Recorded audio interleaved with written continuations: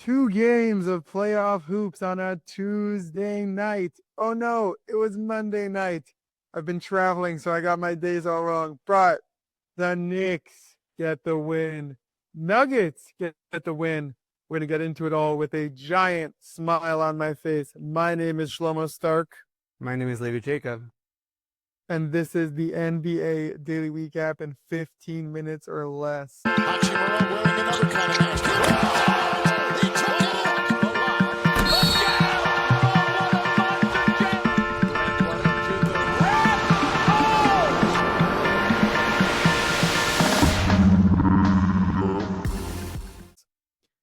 Levy,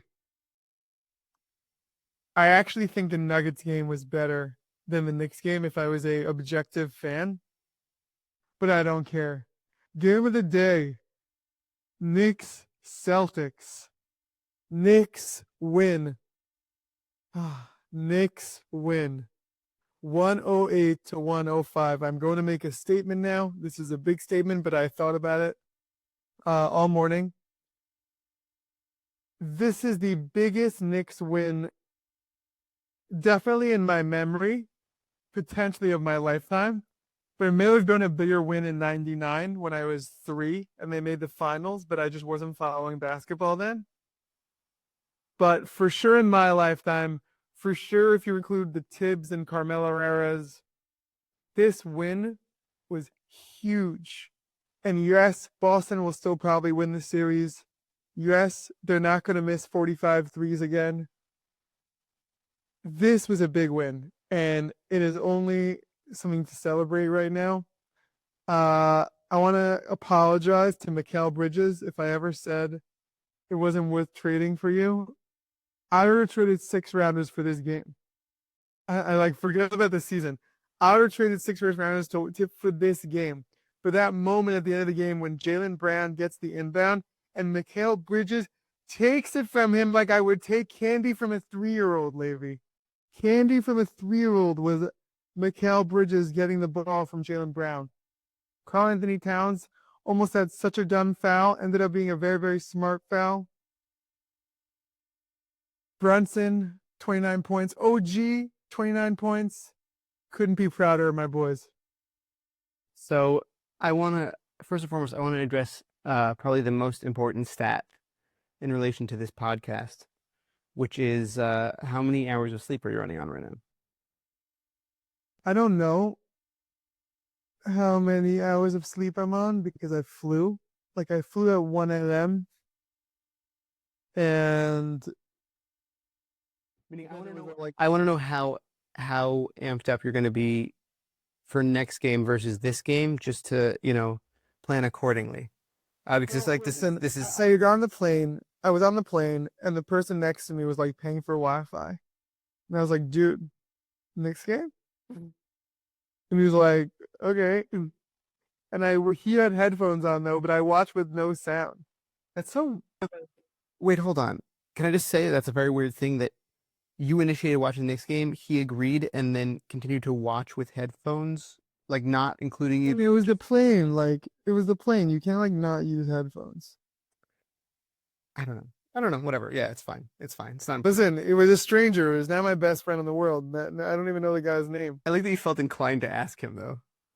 I had to because there was just like I was sitting there. It was 2:30 a.m. or I don't even know what time it was because I was traveling. But like I know it was 2:30 Israel time, and I'm like, I gotta watch this game. And oh, I wanna tell you, by the way, that I actually, in you saying like, I think that I'm higher on this one than you are. And me not being the native Knicks fan, I watched this game, and in all his glory and terrible jump shotness that is Jason Tatum, thought to myself, man, this Knicks team could win this series. Like, I don't think that. Like now, this helped. I think that I don't think. Listen, we won in overtime by 3, and the Celtics missed 45 3-point shots. I hear you, But I need to be realistic about this. I get it, but first off, like, I don't want to hear until Jason Tatum until he actually is able to shoot consistently without it looks like a trebuchet when he shoots the ball. If you want to look that up while I'm monologuing here a little bit. Weird call. I have no idea what that word means. It's terrible. Like it's really difficult to watch. He was just brick after brick, and I don't want to hear any more debate if he's a superstar or not until he gets that checked out because that's terrible.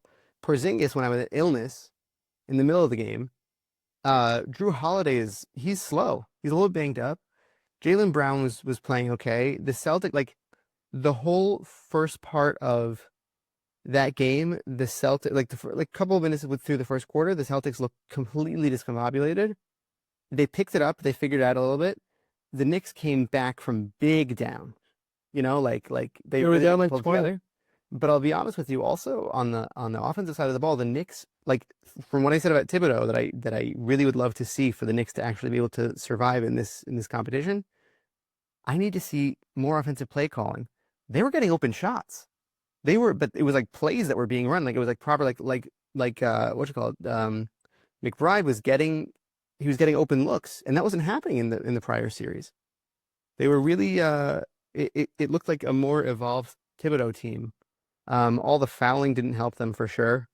I hope in the second game they can kind of fix that. The Celtics are probably winning next game at the very least. But I think this is a really this in my mind really increased their odds. I still think that Celtics are absolutely the favorite, but it's closer to because they got this game won. For me, it's closer to a 60-40 than it is a 20-80. Interesting. I'm still on like the 70-30, 20-80 range. The only thing is the Knicks need to go 3-3 basically. Yeah. In the next 6 games. Like that feels very doable. Yeah. 3-3 to get this at home, it was big. This game 1 win, and it's interesting. Like I wonder what the odds were that the Nuggets, Knicks, and Pacers would all win game 1. They definitely. I can't remember the last time that happened. Well, they're also playing against highly seeded teams, so definitely not high. Yeah, that's what I mean. Like the 3-6. I mean well, I guess technically they're not 3-6. It's 3-2. Anyway, whatever. The point is like this was wild. It's been a wild weekend of basketball. Is there anything I want to say about this next game before we move on to the next game? Yes. Mikal Bridges played 51 minutes. And listen, he didn't even shoot that well. He shot 3 of 13. Well, overtime was. He had one big 3 in overtime, and he had the greatest Knicks steal maybe ever. Well, also, I'm surprised you're not talking about Josh Hart, man. He was. Josh Hart's my guy. Josh Hart's my guy. Josh Hart is. They were even blowing him off on the broadcast. They were talking about how all of his multi-rebound games, like double-digit rebound games that he's had, whatever. And he was like, as they were talking about it and referencing it, he was literally doing it in real time. He had a great amount of offensive boards. Like he was really that second quarter when the Knicks kind of slowed down. He was trying to keep him alive. It was very it was cool. It was cool to see. Yeah. So like I mentioned, I couldn't hear the broadcast, but Right. But it's very cool. Also something to note is something that makes me nervous for game 2. The Celtics played Haka Mitch, and he was 3 of 10 from the line. This scares me. How do I was like, what? Like they're doing this? I was like, what's happening? Why do they keep that makes me very nervous. Because basically, if Towns gets into foul trouble, which he usually does, and Mitchell is huge off the bench, but if we're gonna hack a Mitch, he line drives to the free throw line every time. Yeah. It's gonna be. It's not gonna be fun if that's the case. But again, I think that if the Celtics are still down those guys that are really key guys able to make this team be able to spread the floor, Porzingis and Drew is still hobbled. I think the Knicks have just enough to really pack the punch they needed and play. They were playing great defense yesterday. It was awesome. We really were. Good job, Knicks. Great win. We'll see you for game 2 on a Wednesday night. We're excited to talk about that with you on Thursday. Nuggets Thunder next. Nuggets Thunder. We haven't done this in a while, but Jokic is awesome. Jokic is awesome corner. 42 points, 22 rebounds, 10 of 13 from the line, 1 steal, 2 blocks, 42 minutes, 15 of 29 shooting. And a really clutch 3. He hit And a really close 3. When I didn't even talk, like, he's so good. And it was great to see, like, this is exactly like a battle room MVP that I was talking about. SGA was 33, 10, and 8. Phenomenal game. But the Phenomenal game. But when you're comparing him to Jokic, it's like not even like Jokic was like, he's just like at 33, 10, and 8 in a playoff game is that's an MVP level. Yeah. Which is like exactly, it's like a perfect, this game was like a perfect what's the word? There's a word I'm looking for, but like it's like typical, like it's no, there's a it's a perfect like something of the season, like picture of like what the season has been, of like SGA has been the best player on the best team, but yeah, Jokic like just has like another year where he wills his win. How did he win this? it was nuts. It shouldn't have happened. Turner Gordon. Well, today also Turner Gordon. Shout out to my colleague Toy Feldstein who texted me the line Air Gordon. I love that line. The guy had such a clutch 3, such a big rebound. but the fouling while up was also not great. The fouling while up was not a good. The fouling while up, the Thunder fouled up 3. That led to then the Chet free throws after that possession that he missed 2 of. Like it wasn't it was like a basketball analytics play, but it wasn't like a smart like you didn't. But the Knicks did the same thing and they won. But it's like I don't know.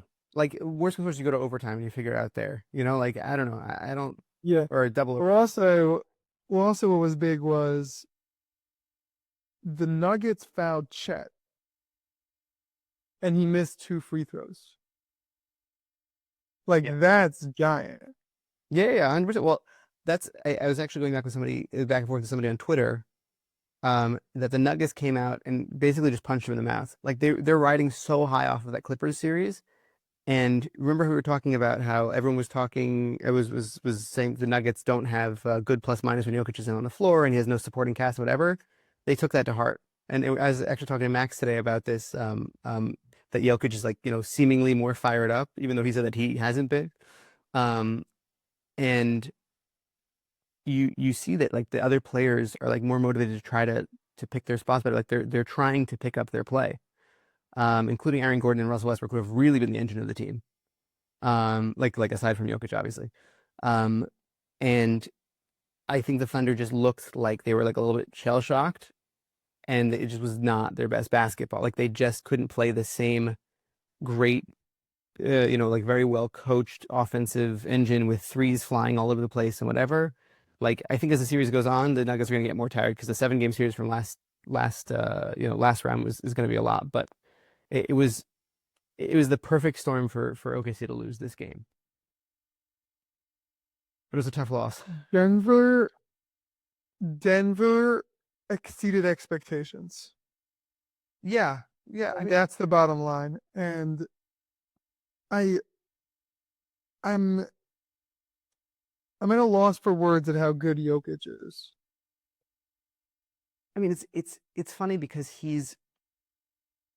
it's not just like a basketball, like it's not just a one thing. Like he has all those skills and the perfect frame to be able to have prolonged playoff play at an effective level. Do you know what I'm saying? Like it's very it really like everything about him is like perfectly tailored to be in this position. And he played most of the fourth quarter with 5 fouls. Yeah. He's phenomenal. And it's really cool watching the best player in the world like do that. It's very, very cool. Like you could talk about how good Giannis is, how good SGA is, how good Brunson is in the clutch. Like all these guys.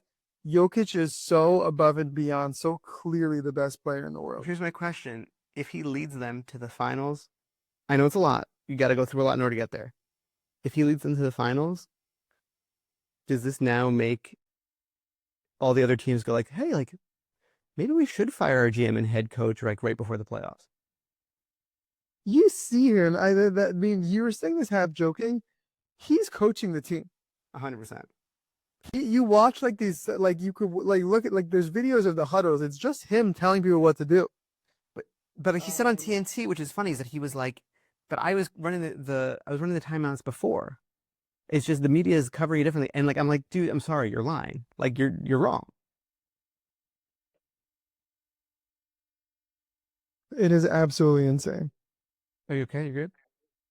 Yeah, I'm great. Okay, I just lagged for a second. Sorry about that. You're fine. You're good. I've never been better, man. The Knicks look great. Okay. Should we do predictions? We should do predictions. Okay. We have Indiana, Cleveland, much anticipated. Or I should say highly anticipated. Better English. Cleveland is favored by 9. I think Cleveland, Minnesota. Cleveland, Boston, and OKC are expected to win game 2 by 30. That's what everyone's gonna expect. Yeah. Yeah, I mean everyone's gonna be like, they were embarrassed in game 1, like they're gonna show out in game 2. I think everyone's expecting that. Yeah. And I would imagine like you hear that call? Yeah, 100%. But I think also that it's likely, like Yeah, and I'm looking now at the lines. Cleveland's favored by 9, Boston's favored by 10.5, and OKC's favored by 11.5. Like that line does not reflect the team that just lost to a game ago. right, 100%. Yeah. But I think also a big factor in this, I don't know about Garland if he's back. Mobley also apparently is questionable for game 2. And like Mobley he was a very good piece for them last game. If Mitchell was able to hit 2 or 3 of those threes, I think that they could have still won that game against Indiana. And I don't think he's going to go 1 for 11 again because it wasn't the defense. He just couldn't shoot. He was hitting crazy, layups in mid-range, but he just couldn't shoot from 3 for some reason. He couldn't hit it. Yeah. No, it's gotta be Cleveland tonight. Also, this Indiana going up 2-0 in the 3 series where the game 1, like if you go by OKC, Boston, honestly, any of the series, Indiana being up 2-0 is the most likely underdog, I think, to win the series. Like I think if the Knicks go up 2-0, I still think Boston is very likely going to win the series. If Denver goes up 2-0, wouldn't be shocked at all if OKC wins the series. If Indiana goes up 2-0, I don't see Cleveland getting back. I don't think Cleveland's that good. Why? I think that if Mobley... Because I don't believe in Cleveland. You don't believe Lind? I don't believe Lind. And I get into this argument with my mom. We've been having this argument all season. My mom, when they started out like 17-0, 18-0, she's been like, Shlomo, like she's literally been saying like, Shlomo, you need to start respecting Cleveland on your podcast. Like you're disrespecting Cleveland. You don't talk about them enough. I was like, I don't believe in them. And I don't think they're very good. Let me do right by your mom. I think that last game, we missed playmaking from Darius Garland that really, really would have helped them orchestrate an offense and gotten Donovan Mitchell better looks to be more comfortable. He wouldn't have had to do as much. And I think that if Indiana is able to go up 2-0, it's very impressive. I think that Indiana as a whole, like everybody else has to do more, especially when Garland is out, because Garland, his role of facilitating and the 3-point threat, Ty Jerome can't fully do that. He's a very good 6-man. He can't take on the whole role. And once he does that, it kind of it ruins the bench's flow as well. I really think that if Garland comes back, this team like Cleveland it's disheartening, but I think that they get again like a chip on their shoulder to fight. In Indiana dealt with that last round, but I wouldn't count Garland's he's questionable tonight. I think so. I think he's questionable for game 2. Okay. It's gonna be fun. It's gonna be fun. I love this series is great. But we didn't predict Warriors Timberwolves. We didn't predict the series at all. I have the Warriors in 6. You? I mean, Timberwolves in 6. I think it'll be less. I think Timberwolves in 5. Timberwolves in 5. Who do you have in game 1? I assume Timberwolves if you think they'll win in 5. No, I have Warriors tonight. You Warriors, and then you have Timberwolves winning 4 games in a row? Yeah. Interesting. I also have the Warriors tonight. I think that they're like amped up, and they're going to be worse as the series goes along. I think also Steph, like, he can't have 3 bad games in a row. You know what I'm saying? Like the 12 points in the fourth quarter, whatever. I understand, but like they're gonna want to look poised tonight. Like they didn't. This is basically as much rest as they got in the previous games. They looked ready to play in the previous games, and it's a whole different scheme and whatever. And I think the Timberwolves, like, they're ready for prime time, but I think this is how the series is gonna go. I think that they need game 1 in order for the, like, I don't know. I feel it. I'm going to say this. You ready for this? No. Yes. If the Warriors don't win game 1, I am predicting a sweep. I can't predict a sweep against Steph. That's my only thing. I can because they're very small. And the Timberwolves have Gobert, Nas, and like Randall. These are very, very big team. Like Draymond can only do so much. And But he can get Draymond all is that. not going to be taking Anthony Edwards. I don't see it. Like I think they should win game 1. And once they win game 1, there's a recipe for them how to do it, and they can win game 2 and 3. The Warriors have no bench. Buddy Hield's not doing that again. It's a miracle they won game 7. Yeah, it is. Buddy, I was listening on Bill Simmons. Do you know what? Like how many playoff games Buddy Hield has played? 11, right? Was it the number? 11. The other 4 were last year against the Knicks when he was terrified to shoot. Yeah. He played 1 good game out of 11. I'm out. I'm out on the Warriors. I have the Timberwolves in 6, but if they lose tonight, I have them in 4. I think I just, like, you know how we always say like, oh, there's like the Jamal Murray game in the series? That's Steph, but on steroids. Like Steph, like, if you have a guy, I think that listen, we just went through this with LeBron and Luka. Like LeBron and Luka are up there with Steph. Like so that's what I'm saying. I don't think that he can. we're the 1 and 5. Like it's not like even LeBron and Luka have Luka games every game. Right, I'm saying, that's my point. I'm not saying that they're gonna win. I'm saying I just can't imagine Curry being swept. That's my only take. Like it'll be a gentleman's sweep, like 5. That's why I said 5. I don't think it'll be 4. Yeah. Okay, that was the NBA Daily Recap in 15 minutes or less. I want to thank you, Levy, for co-hosting, for producing, and taking my mom's side in an argument. And I want to thank you for listening. Have a wonderful day. Just a small note for listeners that are interested on YouTube. There's going to be some bonus content that our longtime producer, Max, who also reintroduced himself to doing a little bit of hosting as well. We did a dual hosting situation, so tune in there. Go Max. Max is back. I want to thank you, Max, for producing some bonus content. Go Max. Okay. Everyone, we'll see you tomorrow.